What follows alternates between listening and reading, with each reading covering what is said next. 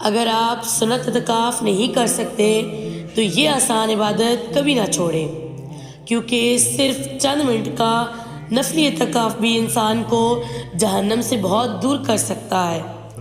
رمضان المبارک کے آخری عشرے میں بہت سے لوگ کسی مجبوری کی وجہ سے سنت اعتکاف نہیں کر پاتے، لیکن ایک ایسی عبادت ہے جس سے اکثر لوگ غافل ہیں، اور وہ ہے نفلی اعتکاف۔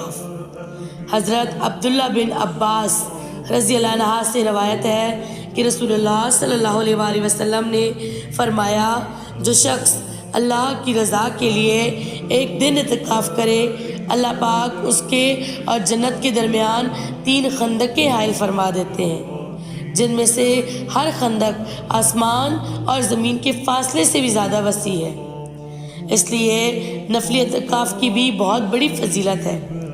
نفلی اعتکاف کرنے کا طریقہ بہت آسان ہے۔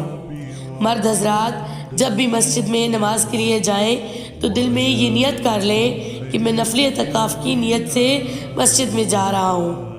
اس طرح خواتین بھی گھر میں اپنی نماز کی جگہ مخصوص جگہ پر بیٹھ کر نفلی اعتکاف کی نیت کر سکتی ہیں۔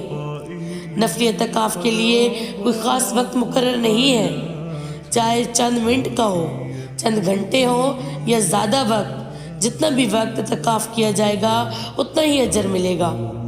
اور اس میں ایک بہت بڑی آسانی یہ بھی ہے کہ اگر کوئی شخص اعتکاف کی نیت کرے، کچھ دیر بیٹھا اور پھر کسی ضرورت سے وہاں سے اٹھ گیا تو جتنی دیر اعتکاف کیا ہوگا اس کو اتنا ہی ثواب ملے گا، اور باقی وقت کی قضا بھی لازم نہیں ہوگی۔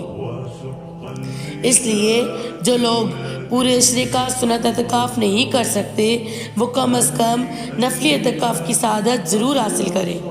مسجد میں چند منٹ بیٹھ کر یا گھر میں عبادت کی جگہ پر کچھ دیر رک کر بھی یہ عظیم عبادت کی جا سکتی ہے۔